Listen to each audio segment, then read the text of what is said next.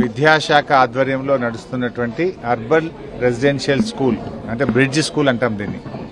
ఈ bridge స్కూల్ను visit చేయడం జరిగింది. ఇంకా పిల్లలు చలితో చాలా ఇబ్బంది పడుతూ ఉన్నారు. చలికాలం కదా అని చెప్పి ఆ పిల్లలందరికీ ఈరోజు బీఆర్ఎస్ పార్టీ పక్షాన బ్లాంకెట్స్ అందజేయడం జరిగింది. అట్లనే పిల్లలకు పొద్దున్నే చలికాలం కనుక చన్నీళ్లతో స్నానం చేయడం ఇబ్బందిగా ఉందని పిల్లలు చెప్పడం దృష్ట్యా మా స్థానికంగా ఉండే పవనసుత యూత్ ఆధ్వర్యంలో పిల్లలకు ఒక వాటర్ గీజర్ను కూడా ఈరోజు అందజేయడం జరిగింది. అయితే పిల్లలతో మాట్లాడినప్పుడు గత 5 మాసాల నుంచి కూడా పిల్లలకు కాస్మోటిక్ ఛార్జెస్ రావడం లేదు. అంటే ముఖ్యంగా నెలకు 200 రూపాయలు ఈ కాస్మోటిక్ ఛార్జెస్ పిల్లల హెయిర్ కటింగ్కి కానీ, టూత్ పేస్ట్కు, బ్రష్కు, సబ్బుల కోసం, కొబ్బరి నూనె కోసం పిల్లలకు ఈ 200 రూపాయలు మనం ఇవ్వడం జరుగుతుంది. ఇప్పుడు August, September, October, November, December ఈ 5 నెలల నుంచి కూడా పిల్లలకు కాస్మోటిక్ ఛార్జెస్ రాలేదు. అదేవిధంగా పిల్లల మెస్ బిల్లులు కూడా 5 నెలల నుంచి పెండింగ్లో ఉంది. ఇక్కడ ఉద్యోగం చేస్తున్నటువంటి ఆ ఉద్యోగి పాపం బియ్యం కోసమైనా, సిలిండర్ల కోసమైనా, లేదా మెయింటెనెన్స్ కోసం చిన్న చిన్న ట్యూబ్ లైట్లు, ఫ్యాన్ల మెయింటెనెన్స్ కోసమైనా తన సొంత డబ్బుల నుంచి పెట్టాల్సినటువంటి పరిస్థితి ఏర్పడతా ఉంది. అంటే ఇలా రేవంత్ రెడ్డి విద్యాశాఖ మంత్రి ఉన్నాడు. రేవంత్ రెడ్డి మాట్లాడితే బూతులు మాట్లాడుతున్నాడు. నువ్వే ఈ రాష్ట్రానికి విద్యాశాఖ మంత్రివి, నువ్వే ఈ రాష్ట్రానికి ముఖ్యమంత్రివి. గా అనాథ పిల్లలు, ఈ అర్బన్ రెసిడెన్షియల్ స్కూల్ అంటే బ్రిడ్జ్ స్కూల్లో ఉండే పిల్లలు అనాథ పిల్లలు, ముఖ్యంగా తల్లి తండ్రి లేని పిల్లలు. ఈ అనాథ పిల్లలకు కడుపు నుండి అన్నం పెట్టే చేతనైతలేదా నీకు? ఈ అనాథ పిల్లలకు కాస్మోటిక్ ఛార్జెస్ ఇవ్వడం చేతనైతలేదా? మాటలు పెద్ద పెద్దగా మాట్లాడతావు కదా. నిన్ను చెట్టుకు కట్టేసి లాగులో తొండలు జొరగొడితే అప్పుడు అర్థమవుతుంది నీకు. ఈ అనాథ పిల్లలకు కూడా అన్నం పెట్టని రేవంత్ రెడ్డిని కొరడా దెబ్బలు కొట్టినా తక్కువే, చెట్టుకు కట్టేసి లాగులో తొండలు జొరగొట్టినా తక్కువే. నీకే మాట్లాడొస్తుందా? మాకు మాట్లాడరాదా?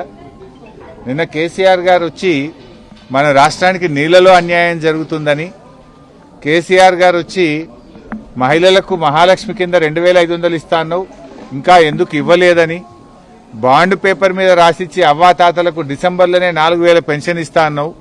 2 ఏండ్లు అయింది. ఆనాడు బీఆర్ఎస్ గెలిచిన మొదటి క్యాబినెట్లోనే పింఛన్ 2000 చేస్తా అంటే బరాబర్ ఫస్ట్ క్యాబినెట్లో మొదటి నెలలోనే 2000 ఇచ్చినాం. నువ్వు 2 ఏండ్లు అయింది, 4000 ఎప్పుడు ఇస్తావు అని కేసీఆర్ గారు అన్నారు. నువ్వు మాట్లాడిన బూతులేంది, నువ్వు మాట్లాడిన మాటలేంది? నువ్వేమో విద్యాశాఖ మంత్రి, నేను ఉద్ధరిస్తా, నాకు విద్య మీద ప్రేమ, పేదలంటే ప్రేమ అన్నావు. ఏం ప్రేమ నీది?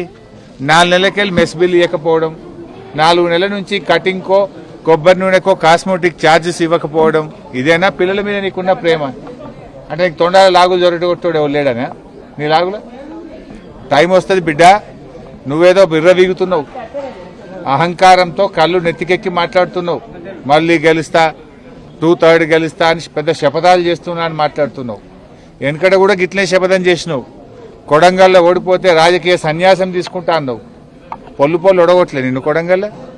రాజకీయ సన్యాసం తీసుకున్నావా? మాట తప్పినవా? మాట తప్పినవు నువ్వు.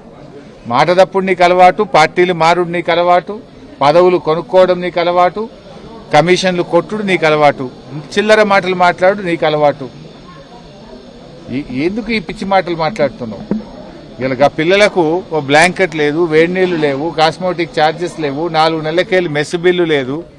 ఆ పిల్లల్ని ఇంత గోసపెడుతున్నావు. ఇది పాఠశాల విద్యాశాఖ మంత్రిగా నీ శాఖ కిందికే వస్తుంది. నీ శాఖలోనే ఇంత అధ్వానమైన పరిస్థితి ఉందంటే నేను అడిగేటోడు లేడనుకుంటున్నావా? నీ లాగులో తొండలు జొరగొట్టేటోడు లేడనుకుంటున్నావా? నీకే మాట్లాడొస్తుందా? మాకు మాట్లాడరాదా? మాట అనేది గౌరవం ఇచ్చి పుచ్చుకోవాలి.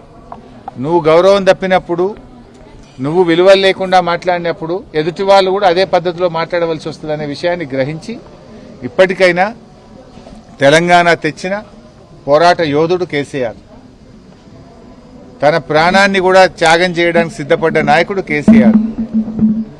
ఎంపీ పదవిని, కేంద్ర మంత్రి పదవిని, రాష్ట్ర డిప్యూటీ స్పీకర్ పదవిని, ఎమ్మెల్యే పదవులను గడ్డిపోచలాగా వదిలి పోరాడి తెలంగాణ తెస్తే నువ్వు ముఖ్యమంత్రి అయ్యావు. కేసీఆర్ లేకపోతే తెలంగాణ ఎక్కడిది? తెలంగాణ లేకపోతే నీ జీవితంలో నువ్వు ముఖ్యమంత్రి అవుతావా?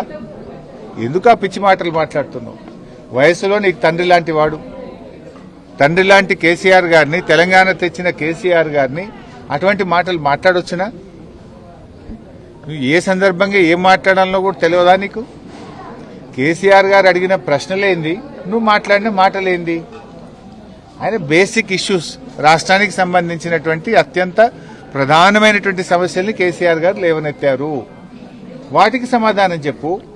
ఫార్మా సిటీ అనేది హైదరాబాద్లో కాలుష్యాన్ని తగ్గించడానికి, ముఖ్యంగా జీడిమెట్ల ప్రాంతంలో ఉండే పొల్యూషన్ ఇండస్ట్రీని ఇక్కడికి తరలించడానికి మేము ZLB జీరో లిక్విడ్ బేస్ తోని ఫార్మా సిటీని ఏర్పాటు చేసినాము. దానికి ఎన్విరాన్మెంట్ క్లియరెన్స్ తెచ్చినాము. దాన్ని నువ్వు రియల్ ఎస్టేట్ వ్యాపారం చేస్తున్నావు అన్నాడు. ఎందుకు చేస్తున్నావు? దాని గురించి సమాధానం చెప్పు.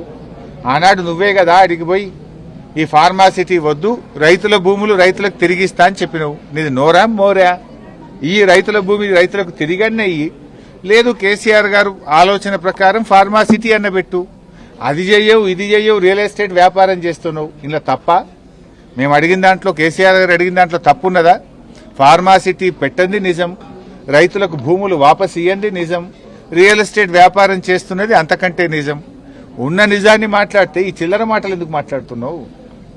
ఒక స్టేట్స్మెన్ లాగా, రాష్ట్ర సాధకుడిగా కేసీఆర్ మాట్లాడితే వీధి రౌడీలాగా నువ్వు మాట్లాడుతున్నావు, చిల్లర భాష మాట్లాడుతున్నావు.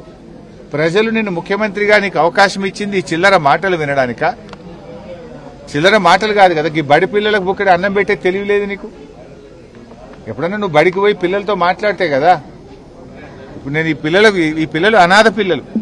ఇవాళ క్రిస్మస్ పండుగ రోజు ఈ అనాథ పిల్లల పరిస్థితి ఏంది? ఆ పిల్లలతో కలిసి భోజనం చేద్దామని నేను ఇక్కడికి వచ్చాను. ఆ పిల్లలకు కాస్మోటిక్ ఛార్జెస్ లేవు, 4 నెలలకెళ్ళి మెస్ బిల్లులు లేవు. కోడిగుడ్డు చూస్తే గోటి లెక్క ఉన్నది, అది గింతంతా. నువ్వు మాట్లాడుతావు, ఓ గ్రీన్ ఛానల్, ఇప్పటి నుంచి గ్రీన్ ఛానల్లో పెట్టినా ఇక మొత్తం హాస్టళ్లకు పైసలు బరాబర్ గ్రీన్ ఛానల్లో పడతాయా? నువ్వు పడ్డాయా గ్రీన్ ఛానల్లో? గ్రీన్ ఛానల్లో పడితే మరి 4 నెలలకెళ్ళి ఎందుకు పెండింగ్లు ఉన్నది? నీ మాటలు కోటలు దాటుతున్నాయి, చేతలు గడప దాటడం లేదు. నీవు కమిషన్లు ఇచ్చే 10%, 20% ఏమో బిల్లులు ఫైనాన్స్లు క్లియర్ అవుతున్నాయి. SC, ST, BC పిల్లల బిల్లులేమో క్లియర్గా, ఎందుకంటే పిల్లలు కమిషన్లు ఇయ్యరనే కదా నీకు 20% కమిషన్ రాదు కదా పిల్లలకు కాస్మోటిక్ ఛార్జెస్ ఇస్తే. కమిషన్లు ఇచ్చేటోళ్ళకేమో బిల్లులు ఇస్తారు, కాస్మోటిక్ ఛార్జెస్. ఈ పిల్లలు కమిషన్లు ఇయ్యలేరు కనుక వీళ్ళ బిల్లులు పడాయా? అంటే కమిషన్ల రాజ్యమేనండి ఇది? నువ్వే చెప్పినావు కదా పోయినసారి, మేము హాస్టళ్ల బాట బట్టి, గురుకులాల బాట బట్టి పిల్లల ఇబ్బందులను మీ ప్రభుత్వం దృష్టికి తెస్తే నువ్వేం మాట్లాడినావు? లేలే ఇప్పటి నుంచి అంతా గ్రీన్ ఛానల్, పైసలు పడకపోతే తోలు తీస్తా, తోడకలు తీస్తాను. ఇప్పుడు ఎవరిని తోలు తీయాలి? నీ తోలు తీయాలి, నీ తోడకలు తీయాలి. ఇప్పుడు నువ్వు చెప్పుడు పైకి చెప్తున్నట్టు నువ్వు లోపలికి వెళ్ళి ఇత్తలేనట్టు నువ్వు. ఇప్పుడు ఎవరు తోలు తీయాలి, ఎవరు తోడకలు తీయాలి అడుగుతున్నా రేవంత్ రెడ్డిని. నువ్వే కదా విద్యాశాఖ మంత్రివి, నువ్వే కదా ఫెయిల్యూర్ ముఖ్యమంత్రివి. మరి ఎవరిని తోలు తీయాలి, ఎవరిని తోడకలు తీయాలని అడుగుతా ఉన్నా. చిల్లర మాటలు మాను.